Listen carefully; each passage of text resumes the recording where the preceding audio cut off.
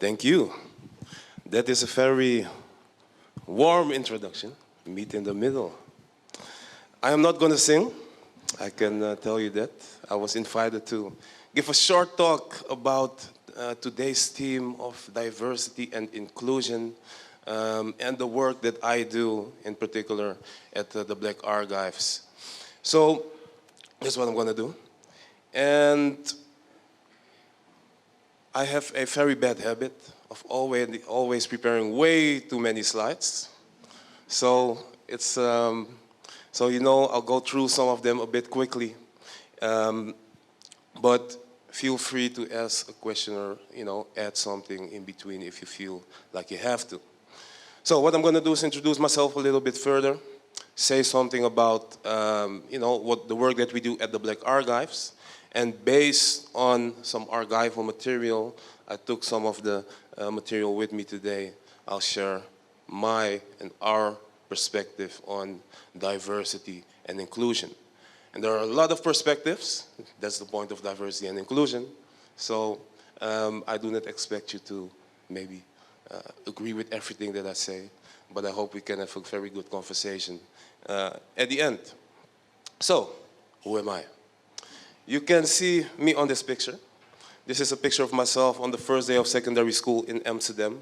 I was born and bred there, but I feel very welcome here today, thank you. My parents come from Suriname. I have a very big family. A grandmother had 15 children. A grandpa had 16, slipped one in between.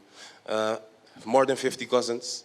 And the reason that I say that is because this is a picture of myself, first day of secondary school, at the Spinoza Lyceum, the first grade of gymnasium. And so this is a higher level of secondary education for those who are from abroad. So that's why, and I was the first in my family to go to that level of education. Was the first to go to the university afterwards. So here you can see me. Yeah, you may try to guess. It's like a 50-50 chance. Anybody who dares to try? Correct. The little boy in the white was one of the smallest boys in school.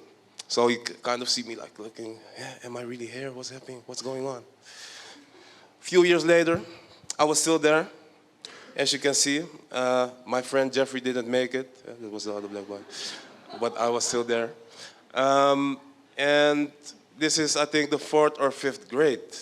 And if you look at this picture in relation to today's topic, is there something you notice? Yeah, I see a few. Maybe what do you notice? I saw you nodding. Yeah? Well, I see that you're the black person in your Okay. Now I was talking about the good weather, actually.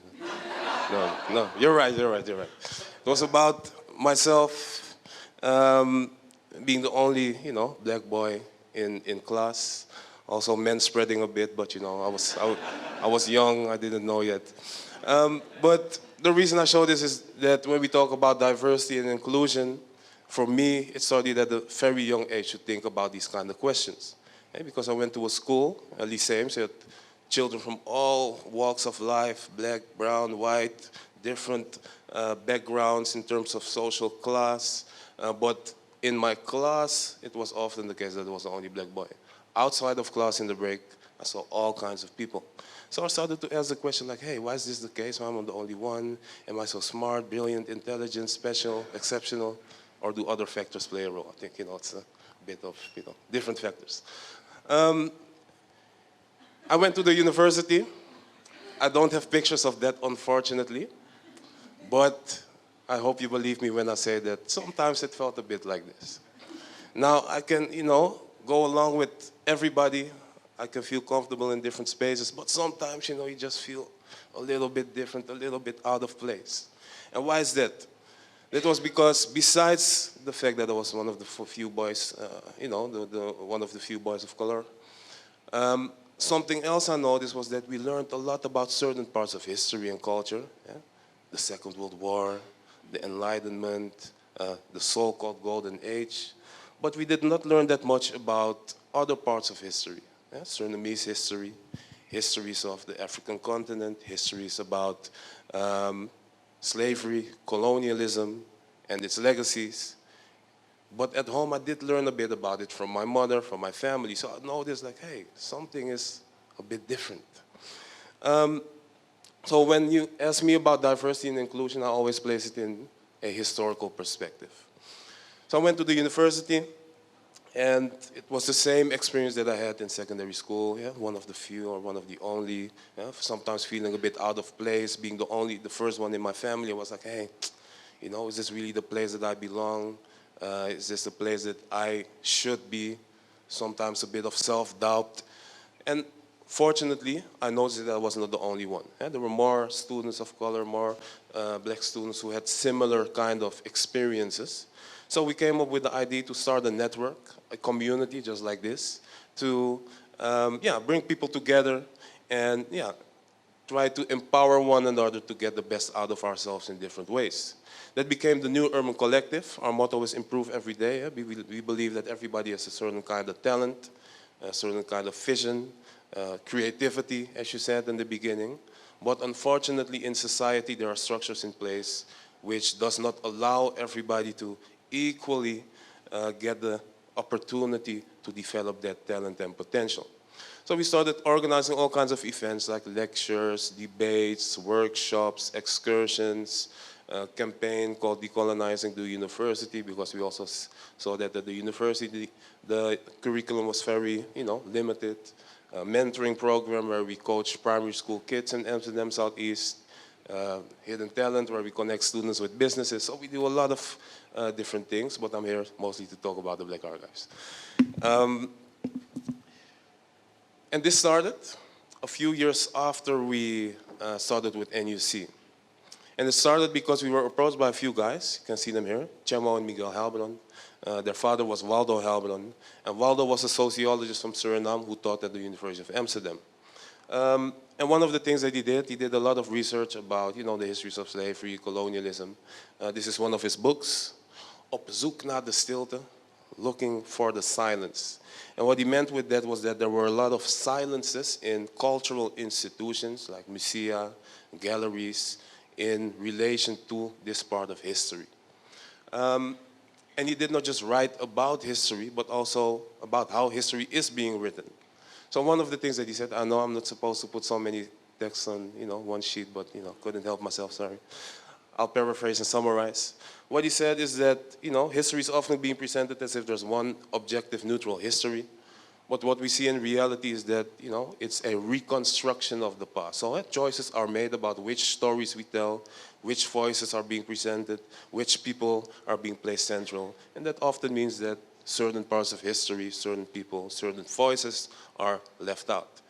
And in particular, in our context, in the Dutch context, but also in other parts of the world, you see that the histories, stories, voices of people of color, black people, histories of colonialism and slavery are often left out. Histories of women are often being left out. Histories of LGBTQ plus people are often left out. So that means that a lot of voices, a lot of stories are being forgotten, erased, or silenced. Unfortunately, Waldo passed away in 2009, and he left behind a huge collection of books. His sons inherited this, and they said, let's do something with the collection. I thought they would have wanted more. So they ended up sending half of that collection to Suriname. Half of it they shared with us. And with that collection, we just started in a very small space in Amsterdam North. Bought some cheap shelves at the IKEA, threw the books in there, and we called it the New Urban Cafe. However, we had to leave after a few months because of things like gentrification. I think you may be familiar with that. And we were looking for a different space. So via, quite coincidentally, we ended up in a new space in Amsterdam East. And that is a space, this building, owned by Vereniging Ons Suriname, the Association of Surinamese People.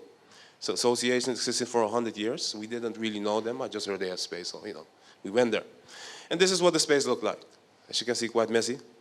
But we made a deal with them in which we said, hey, we can help you clean up. If you can put our books there, then it's a win-win situation. In the back of my mind, I thought we'll just throw everything away, then we have a lot of space. However, during this process of cleaning up, we found out that there was a lot of interesting material hidden in those boxes. we found hidden history. So I'll show a few examples. Oh yeah, by the way, we also get some donations every now and then.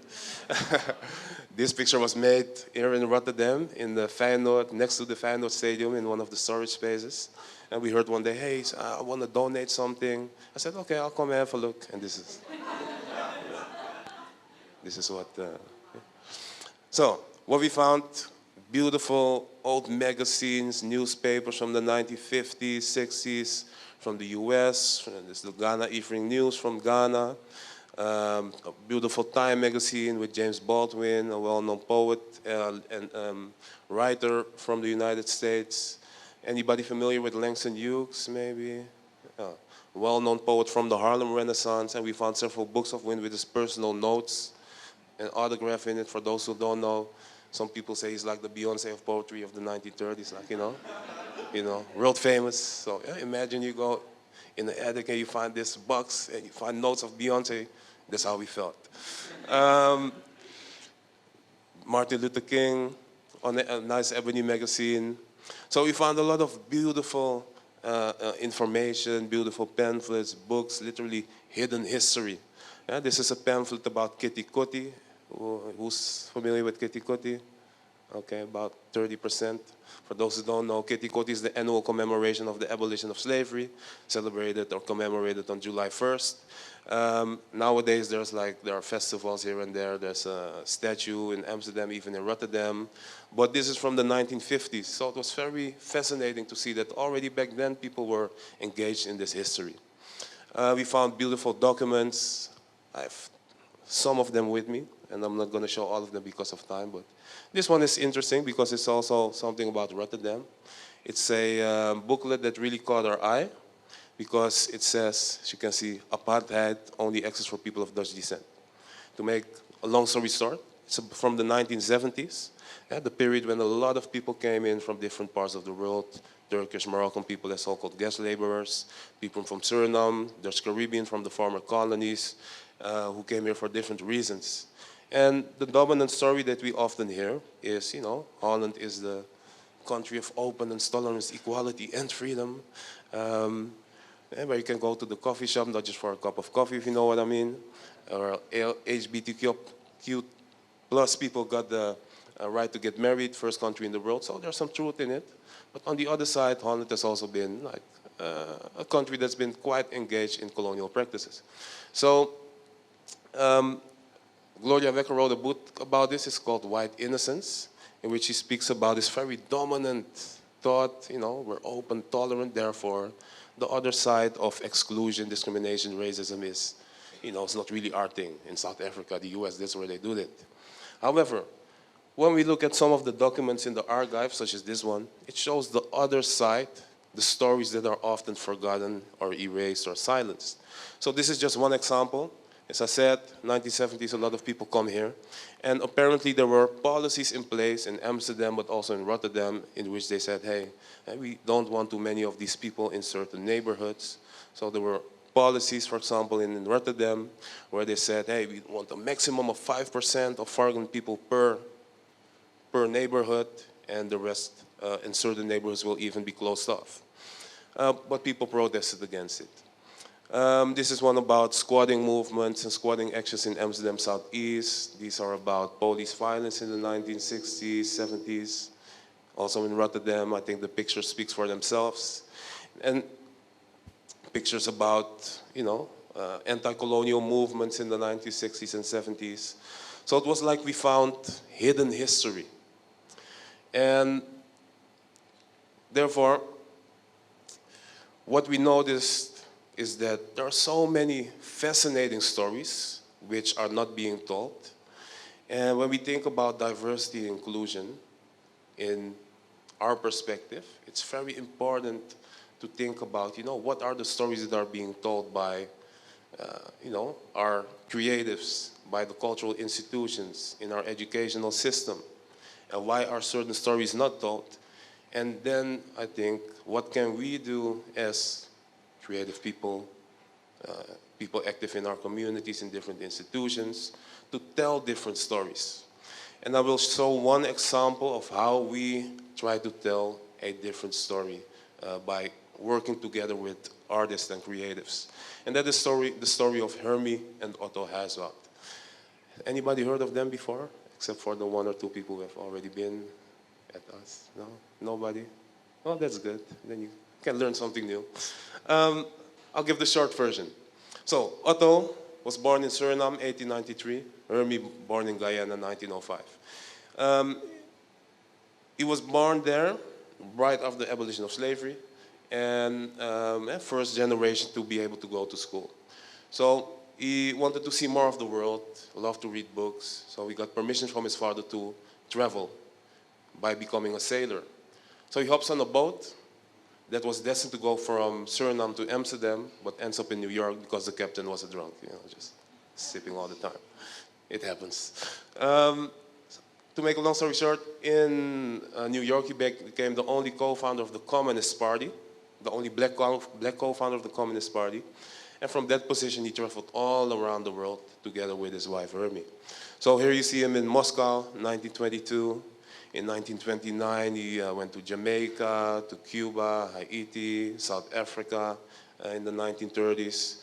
And, the idea was to, join in this idea of a world revolution so all people could have equal opportunities through this struggle against class and against racism. So some of you may know Marcus. Anybody heard of Marcus Garvey? Yeah? Anybody heard of Bob Marley? Okay, everybody, of course. If you listen to Bob Marley Redemption song, you'll hear some of the text by Marcus Garvey. So he was part of this network of, very early activists. We're talking about 100 years ago that they were already talking about issues of race, class, and you could say diversity in a way. So here you see them, Langston Hughes, Otto Hazard in the Soviet Union, 1930s. This is a document we found about the FBI file about Otto and Hermie because they were seen as a threat to, the colonial order.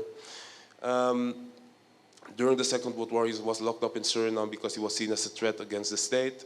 So that's why they decided to come to Amsterdam after the war and ended up at this association in the 1940s.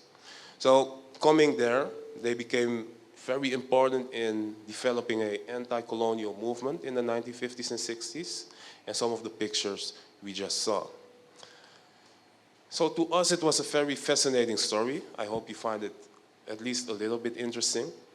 And we thought, how is it possible that even Surinamese people, even people who are active in, these kinds of circles, studying histories of slavery, colonialism, that they never heard about Otto and Hermie Hazard? How is it possible that such few people have ever heard about them? So we thought more people should know about it. And how can we do that? We can write a book. If you're lucky, 50 people will read it. We thought it should be more accessible, it should be more visible for, everybody. So we decided to make an exhibition. Only problem was that we had never made an exhibition yet in our lives. So, we connected with a few creative people, and together with a few artists, Raoul Balai, Brian Elsak, Iris Kensmill, we developed this exhibition called Black and Revolutionary at the space of On Suriname. And yeah, these are just a few pictures of what it looked like. And it went quite well.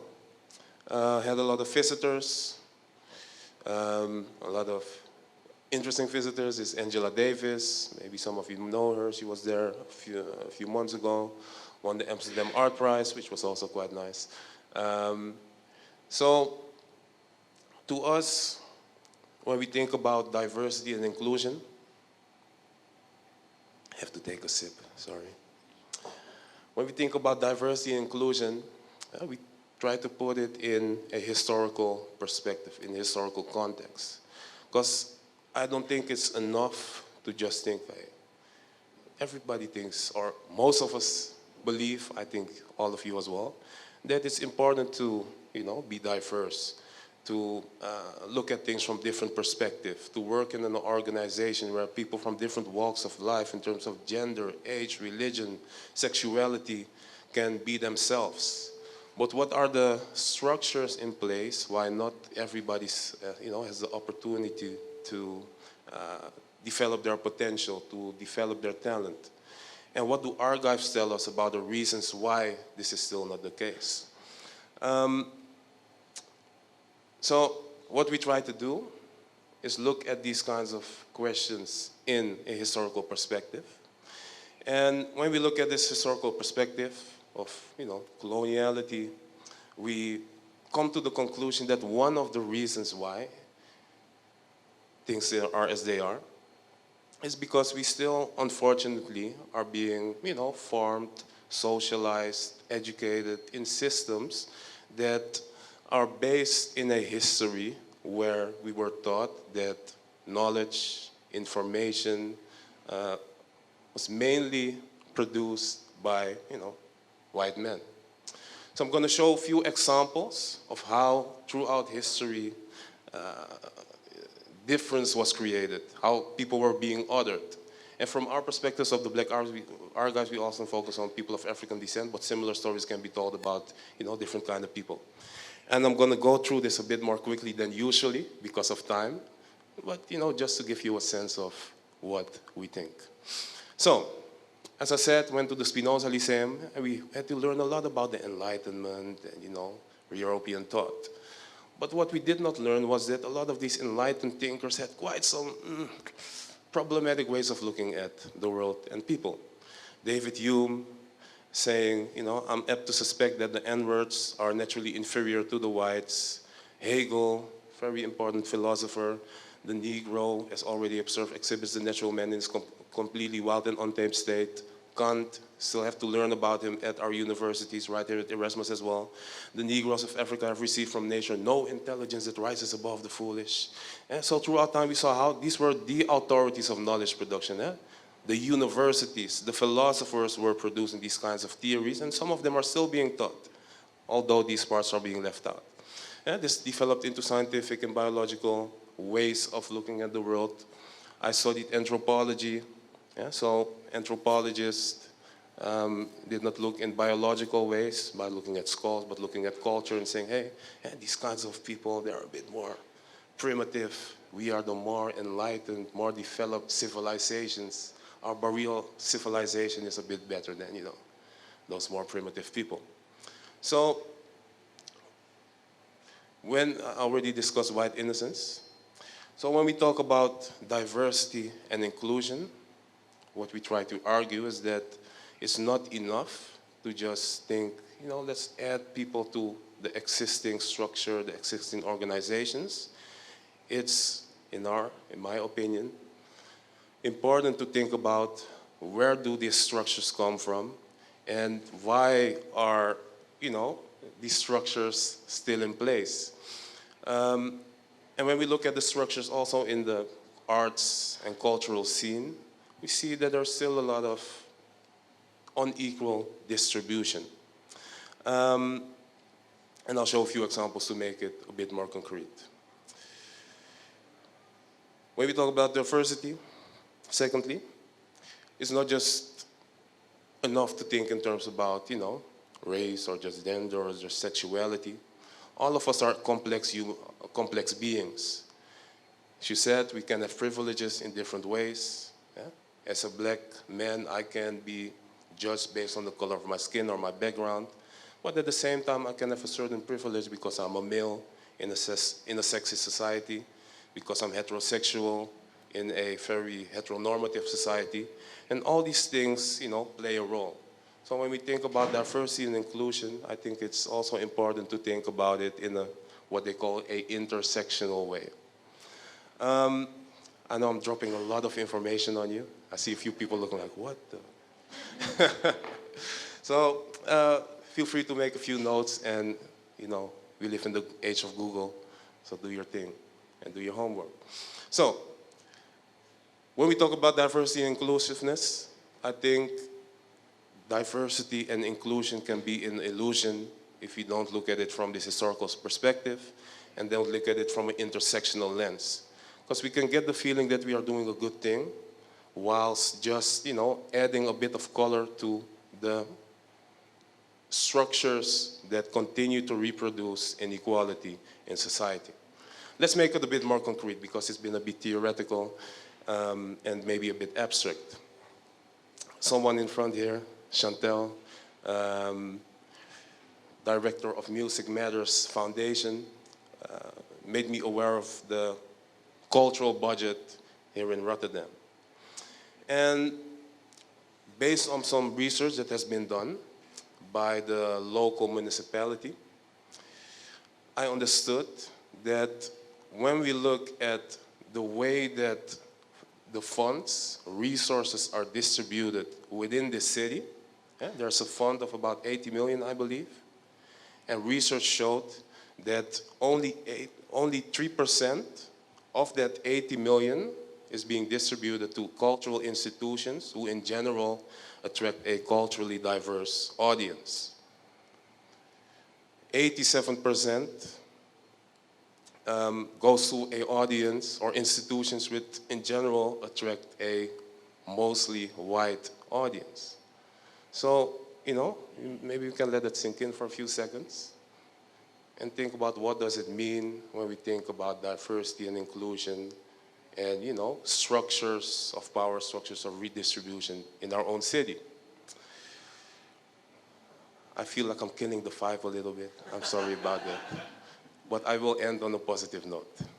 Because I do believe that there are a lot of things going well. There are a lot of opportunities, there are a lot of things going, there are a lot of inspiring things, and not that far from here. A very good example of cultural institutions, creatives, people, and I have to wrap it up in a few minutes, are right here in this street. A few weeks ago, I went to Tent, which is right here in the Witstraat, and I saw this beautiful exhibition, Where Does Culture Happen?, curated by Damun Folutanian. I hope I pronounce it right. But through his art, through his creativity, through the community that he has, he was able to, touch upon these, difficult topics. So what he said is there's an artificially maintained gap between Rotterdam's aspired cultural identity and its actual needs. It's time to change the city's power dynamics and propel this prototype metropolis into its destined future. And by working with Tent, connecting that with the community of creatives that he has that are often being excluded, they're part of that 87%, he was able to bring other perspectives, other stories into an institution in the cultural field. Another one, also right here in the city, in the street, I think at Mama, curated by Maria Lamslag.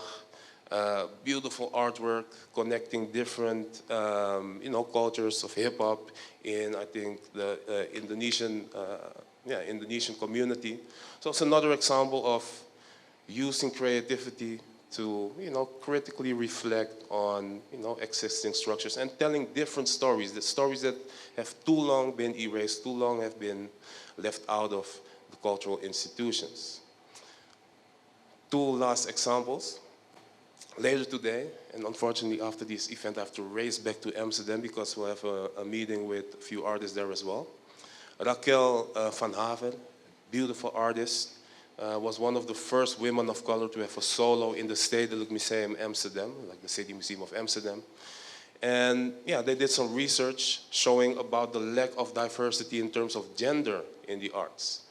And what they found was that only 32% in the literature, for example, are done by women. Only 13% of the art in one of the biggest cultural institutions contain art by women. In theater, 11%, music, 13%, dance, 17%. So, the numbers showed that it's essential that we critically think about issues of diversity and inclusion. And when you look at the art, the work that she made, you ask yourself, why would we punish ourselves by not being able to be exposed to this kind of beautiful art? So we'll have a talk with her later today. One last example. In 2 weeks, we'll go to Venice, the Venice Biennale, where the work of Iris Kensmil and Remy Jungerman will be presented. And I think it's another very interesting example of how within, existing, mainly white-dominated structures, other stories can be told. And some of you may be aware of the Venice Biennale. It's like a very long and old tradition. You know, every 2 years there are these biennales where, yeah, different nation states can present the best of their art. And when you look at the history of these biennales, they also have quite a history in colonial and imperial histories. So 100 years ago, it was meant to show the wealth of the imperial nations. So what does it mean that for the first time in Dutch history, two black artists will show their art and through their art tell stories that are very critical and reflective about this history and tell different stories that have for a long time have not been told. So in different ways, we already see change happening. This is an example of what we did right here in Witte de Wit in 2017. This is a beautiful exhibition in place at the Amsterdam Museum. The Hem is opening a beautiful exhibition in Zaandam together with the guys from Pata. Today, this evening, we will give some introductions to a theater play, Clybourne Park, which is about race and gentrification. For the 4th and 5th May in Pleintheater, Rotterdam. Zuidpleintheater, thank you. So, I'll conclude with this. What we try to do with the Black Archives is, in our own way, contribute to changing the narrative. So our current project is called Onze Tori. We are aware that there are so many stories that have remained untold. And what we try to do is collect as many stories as possible. Stories of Surinamese people which they can tell themselves. And what we aim to do is develop a new exhibition, a new narrative, a new story based on the stories that we can collect with people from the older generation. And based on that, we hope to contribute to, you know, a more inclusive, a more diverse, creative community. Because as you said, it's essential that we, you know, think about this, that everybody has the opportunity to develop their potential, to develop their talent, to use their creativity. But as I showed, there's still a lot of work to be done. So I hope that I have maybe teach you to think about this in a critical way, and hopefully you can be inspired to also contribute in your own way to a more inclusive and more diverse world and society. Thank you for listening, and hopefully until we meet again.